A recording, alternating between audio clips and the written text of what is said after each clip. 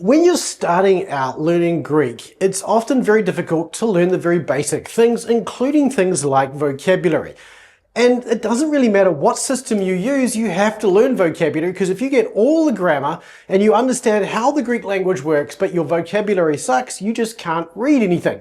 So you need to learn vocabulary. The same thing goes the other way. If all you do is learn vocabulary, but you actually don't learn how the language actually works, well, you're not going to be able to do anything other than say, well, look, I know some words, but I can't actually read them. So you need to learn both how the language works, the grammatical side of things, as well as the vocabulary to be able to actually work with the language effectively. So how do you learn Greek vocabulary, or any vocabulary for that matter, in a way that is helpful?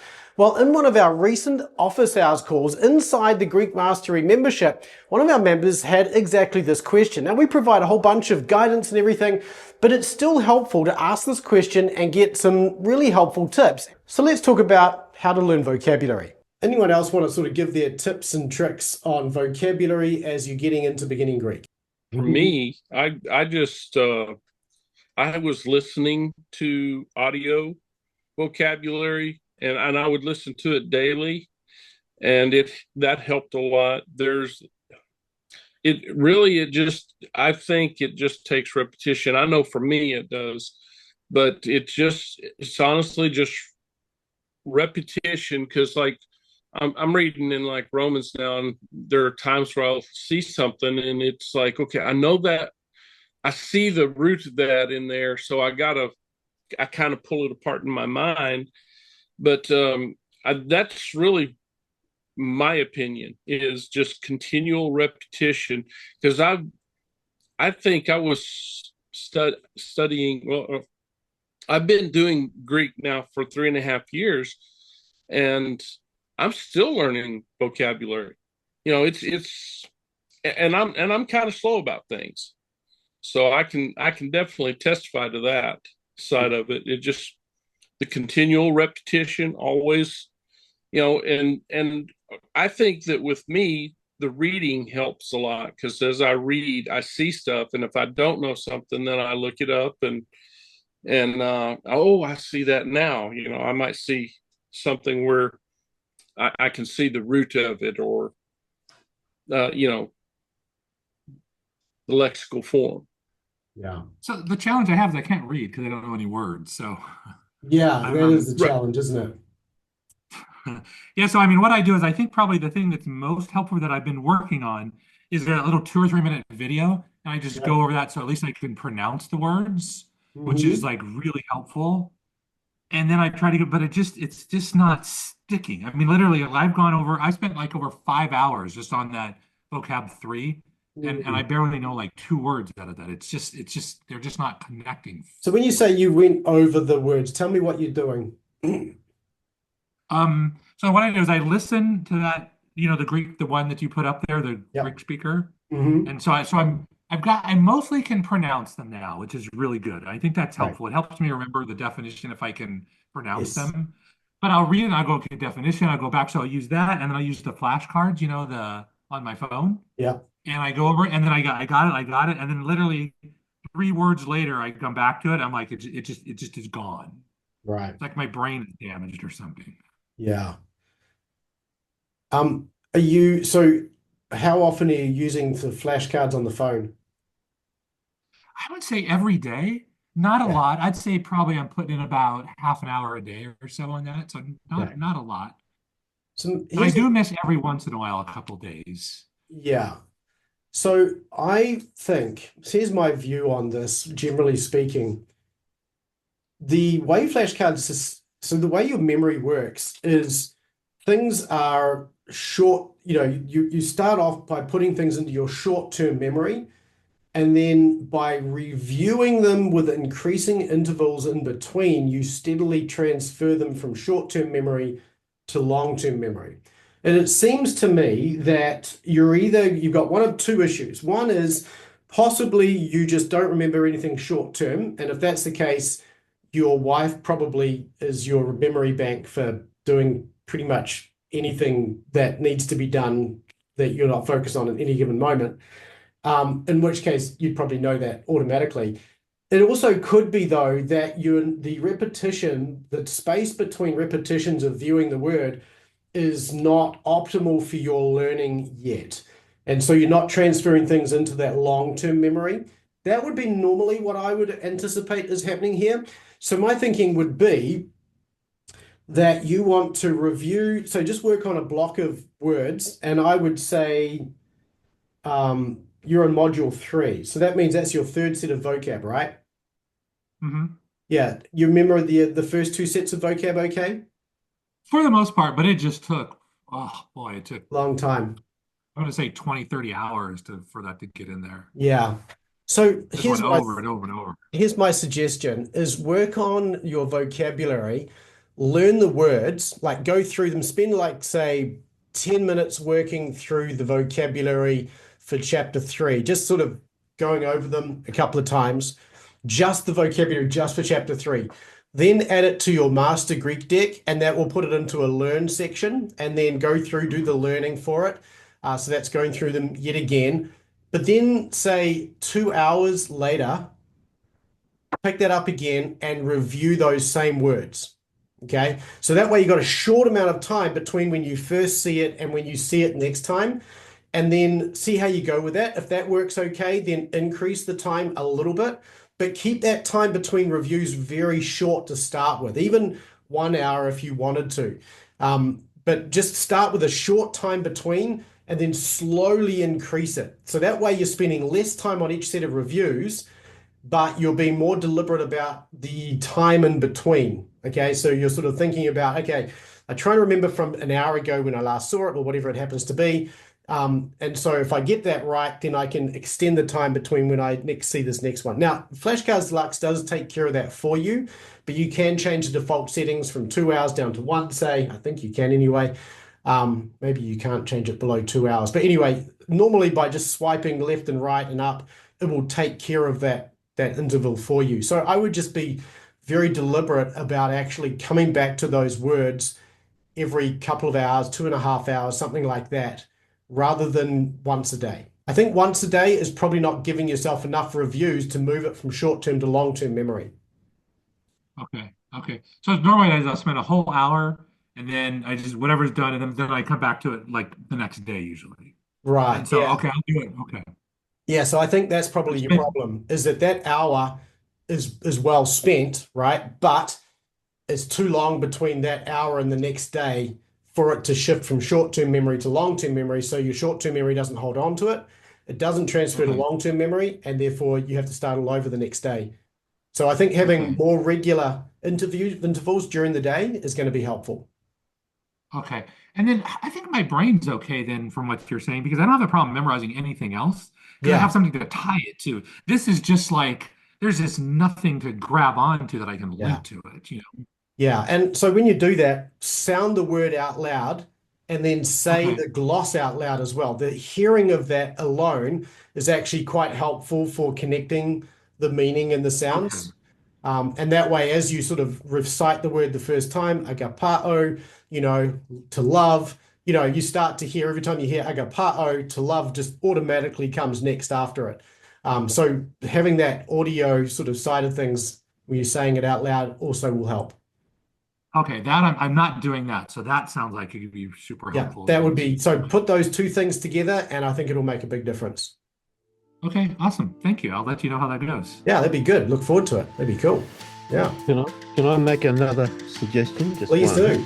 If you're finding this video and this content helpful, then it's possible that we can help you go even deeper, regardless of where you are in your knowledge of Greek and Hebrew. If you go to bma.to/get started, we have a quiz there which will ask you just a handful of questions, and at the end of those questions, it will give you 2 options to take your next best step forward to being able to read and study the Bible in the original languages without tools, without having to depend on readers' editions, and so on and so forth. And of course, if you don't want to learn Greek, we've also got recommendations in this for you there as well. So bma.to/get started, whatever level you're at, this will give you your next best step to get into learning to study and read the New Testament in the original languages. I find making associations like with Hebrew I found this much more because if you can't think of a word in Greek or a word in English that might match up with a word in Greek, sometimes there's derivatives and you might be able to make the association, but you might, with ones that you find particularly difficult, if you make a stupid association, and the more stupid the association with an English word, the better. A couple of examples, in Erasmian, stako or stekor, as I would pronounce it, but it means to stand or to stand firmly. And what I imagine I couldn't get that one to stick for some reason. But if I imagine a gigantic stake and I'm driving it like a pole, driving it into the ground, making sure that it's really in there and standing up and standing firmly, but make it really big in your mind so that it's a ridiculous image. And the more ridiculous the image, the better. And I find those things tend to, another one is anechomai, which means to bear with or to endure. I had trouble trying to remember that one. And then I don't know what you call them in America, but we call them caravans, RVs, I think you call them over there. And the cloth thing that you put up as a kind of an anteroom on it, we call it an annex. I don't know if you call it that, but I just made this anechamai sounds like annex, and and then I imagined this gigantic bear that I'm trying to attach this gigantic bear onto an RV and putting it onto the ground, and it's just sort of there and it's stretched out and make the image really vivid, really ridiculous. And I've just remembered it ever since. And I've found that the ones that I've done that for have stuck in my brain a lot longer than ones that you just repeat, repeat, repeat, repeat, live, die, repeat. And it's just, yeah, I find that a really helpful technique. Okay, that's the thing. Like some of them might getting like the baptismo or baptizo, whatever. That just I immediately I'm like, oh, baptism. It's just Yeah. boom. I got that Yeah. 2 seconds, right? And Yeah. then 12 for some reason just linked up. I can't remember what the word is now, but the one in 12 that just linked up like in seconds. But the rest of them are just yeah. Yeah. Okay. I'll try to Yeah. associate. Okay, some Yeah. sounds something with something. Okay. And the bigger, the more, the more Cecil B. DeMille the image in your brain is, then it will stick much better. Yeah. Make it ridiculous, make it Cecil B. DeMille, make it epic. It will stick much better if you do that. Yep. Yeah. Cool. Good stuff. Yeah. Yeah. Some people have more of an affinity toward visual learning and things like that. And that kind of thing really helps from that point of view. The other thing it does is it creates a story of sorts in your head, and we tend to remember stories pretty easily as well. So the problem with that, of course, is if you're trying to do it for every single word, you end up with this whole library of stories and images, and you start to confuse which one goes with which word and so on. But yeah, certainly use all those sorts of techniques to whatever extent you need to, that they're helpful. The other thing I was going to How do, important is it to write down? Because I know some of the stuff you said to write down, and I'm not doing that because I don't know how to write the Greek letters out. So is that worth taking time learning how to write them? Would that help as well? Totally. Yeah, again, Okay. there's two reasons for that. One, and the main one really is that it involves more senses, more of your senses. The more of your Oh, yeah. senses that are involved in the learning process, the more likely things are to stick.